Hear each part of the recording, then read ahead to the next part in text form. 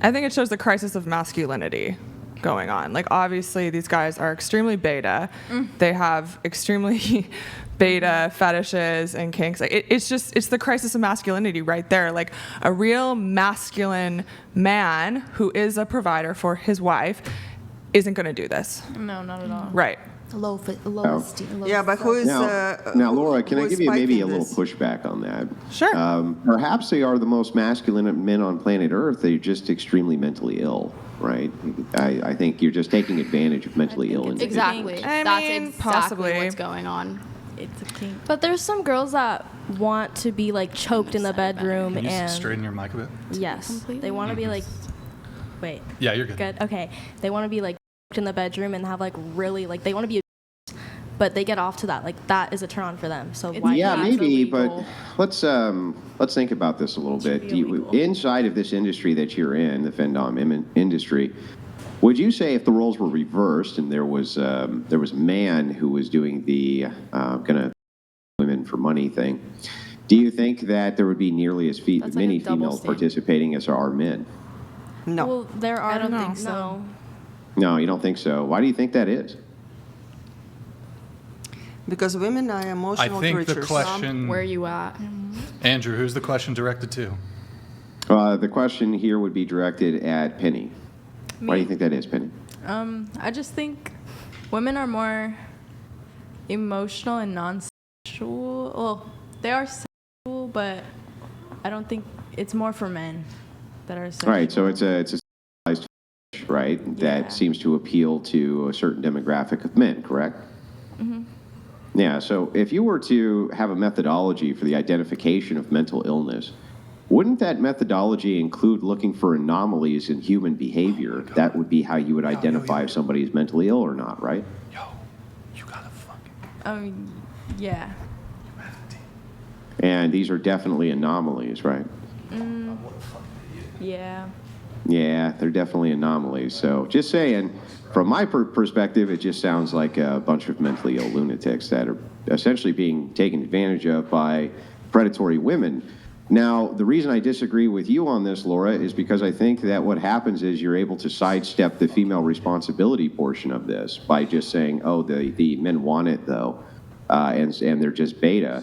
No, I don't think so. I think that the women here are just as responsible as them because they're taking advantage of men who Well, are I didn't say mentally the men disturbed. want it and like they're not responsible. I don't think it's a great thing to do. Obviously, it's never something I've done.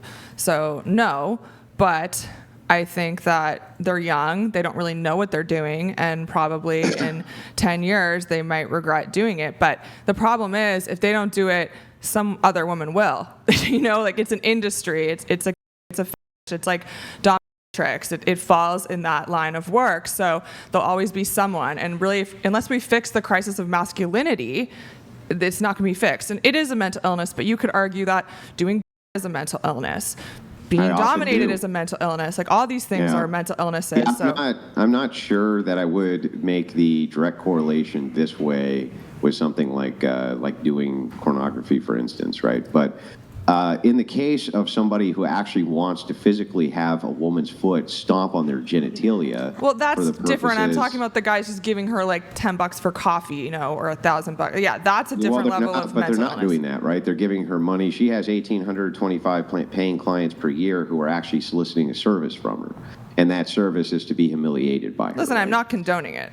Like, Yeah, no, I'm not saying you're condoning Yeah. it. I'm just saying the reason that I think that these men probably are mentally ill and they're just being taken advantage of is because that's such an anomaly from the male perspective of behavior that I would have to categorize it in that other category of like, this is Fruit Loop shit, right?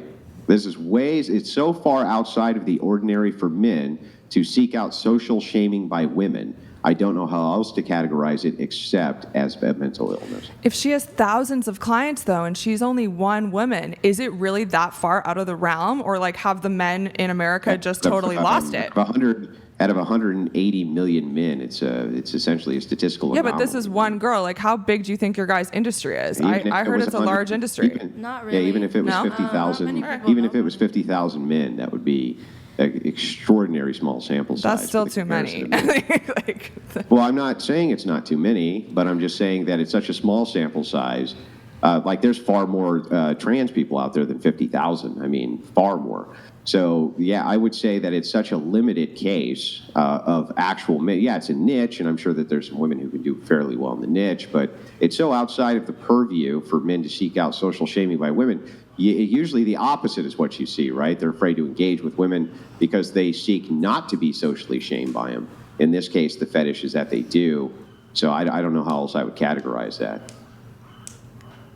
There are that also make men, sense? they're like CEOs and they have so much money sometimes because they're always so powerful. By the end of the day, they're so exhausted that they want someone to push them to the limit, maybe. Yes, yes, yes. Because That's what I was gonna say. there are a lot of CEOs that will be like strong and powerful at the job, but then when they come home, they're like a different being, and they just want to be used and abused and tell them they're worthless so they can go work and have more energy at work. Yes. Just sounds like some like bizarre power fantasy. My guess is Yeah. these are men who are mostly saving up their SSI paychecks and their Social Security disability in order to get this sort of gratification. Not high-powered CEOs with massive jobs where they're raking in millions of dollars. What would even be the incentive for that, right? They could get really, really high-class, like international prostitutes to come in and do this service for them. There would be no reason to go on some social service where they could even potentially expose themselves, right? So it seems like it's probably more likely if you're dealing with the numbers of anywhere from $50 to a few $1,000s, even $10,000. That's not that much money to save up over time if you're on some sort of disability or mentally ill, that type of thing. But you mentioned prostitution. So do you think that it's not mentally ill and it's more fair if the guy is paying for a service, then that's fine? Like, then he's not being taken advantage of? Is that your view?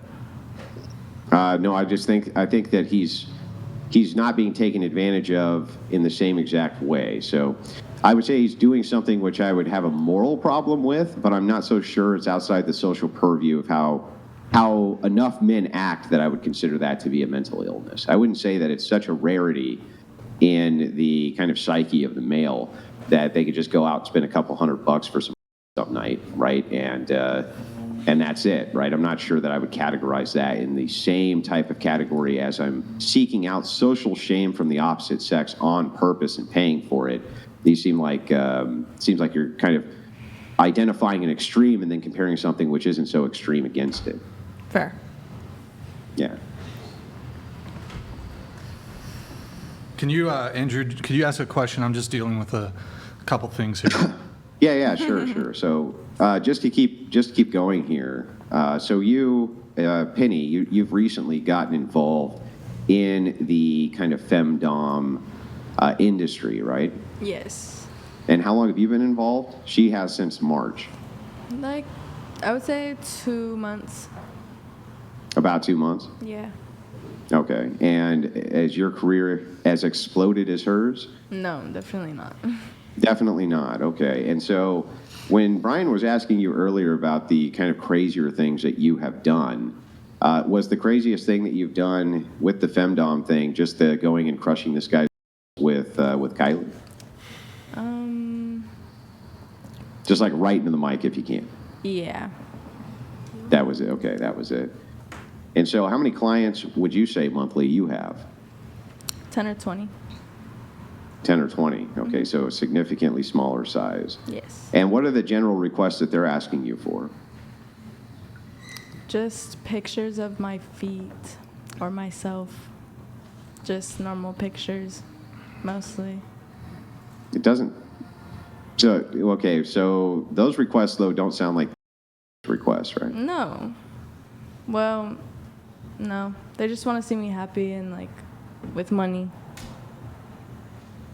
Okay, so you're not, most of these people, you're not even, like, talking bad to them? Well, no, I You're do. not saying I do that- talk bad, but I'm talking about requests from them. Just Yeah. pictures. Just But if picture, that's it. if they're showing feet, like she's sending feet pictures, are they like foot fetish maybe more than femdom? Both. I think it's more that they like imagine themselves like bowing at our feet. Yeah. They just like to look at our Yeah, feet. that's what it is. Got it. Very weird. Or like laying money. So are by your most of them feet. like into domination at the forefront of it? Like, Or do you think it's purely like financial? I mean, the best way I can describe it is just like a guy that gets off to a gold digger relationship. Like, he just thinks it's hot that a girl is using him for his money and being mean to him. Like, that's the main thing. Interesting. If you girls had sons, so imagine you are mothers and you had sons, would you want them to act that way? I don't think I would know. But imagine you're a mom and you have a son. And I find out? Now, would you want your son to act this way in a relationship with the females? Well, no. No. No, not at all. What about you? If I had a son that like sent money to femdoms, Yeah, so you have adult son and who is trying to develop relationship or whatever, and you found out that this is what he is doing. I would not like that. Why not? I think it's Because pathetic. it's, yeah, Because it's what? pathetic. Pathetic. I wouldn't raise any of my children to be that way. sad. How would you raise your Not pathetic. son if you had a boy? Not If I to had be a that way. boy, Because you're a woman, it's easier to relate to girls, right? If you had a daughter. Yeah, But yeah, yeah. if you had a son, how I would you would- raise him? I would do the nurturing side of it, more of the emotional side of it. Nurture more and so. emotional. So I have 4 sons. Yes. Okay, I have 4 boys. And the most important thing I think that you can do for them is have a strong masculine father in the picture. There's been studies, statistical studies, that if it's just a mother raising them and nurturing, that does not make a masculine man. Yes. That actually makes a beta, generally, statistically. I would do that side of it though. I would have. a Obviously, yeah, masculine you have to nurture. We and- are the nurturing force. Yes. But they need to see a father figure who is strong, masculine, just like a role model. And if they don't have that, you know, Oh yeah, I know. Yeah. There would be that in there. She was asking me what I would, Yeah, how of I course. would raise my son. Are you planning on telling your children that you did this? I'm not gonna be doing that for that long. are you going to keep it a secret? No. Like in the future? No, nothing I do would ever be a secret because it's not, in my opinion, bad. So do you think in 10 years, when you're looking to get a husband and settle down and have kids, that your husband will accept you having done this in your past? Yes. You do. Yes. A person that I pick, yes. In the future. What kind of a husband would you be looking for? What Someone what that- is what are his like requirements? Someone that accepts that in my past and that won't judge me for it. Yeah, but I mean, in your ideal world, if I had a magic wand right now, how tall is he? How much does he make per year? Yeah, if I could deliver your dream husband to you. Tall, funny, really funny. Money doesn't.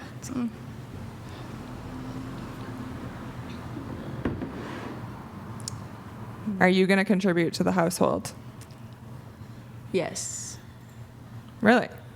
So when you're pregnant and throwing up 20 times a day, I Well- did it. Well, You not want that, you're going to work? Not that, no. No. Okay, so he has to have some money. Yes, yes. He has Okay. some money.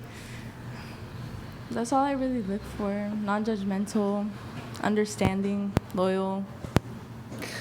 All the good I mean, stuff. you should think about it. You girls are very young, and that's less than 1% of men, statistically, Oh, yeah. what you described. Oh, yeah, I and know. most of them are not going to accept that you did this in the past. You would have to keep it a secret from them for them to wife you up, basically. Like, I know in our industry, in matchmaking, if a guy finds out that any woman we present has done any realm of adult work, even OF, I don't even care, whatever, you're on child, in just a bikini, they don't care. They see OF, they see child.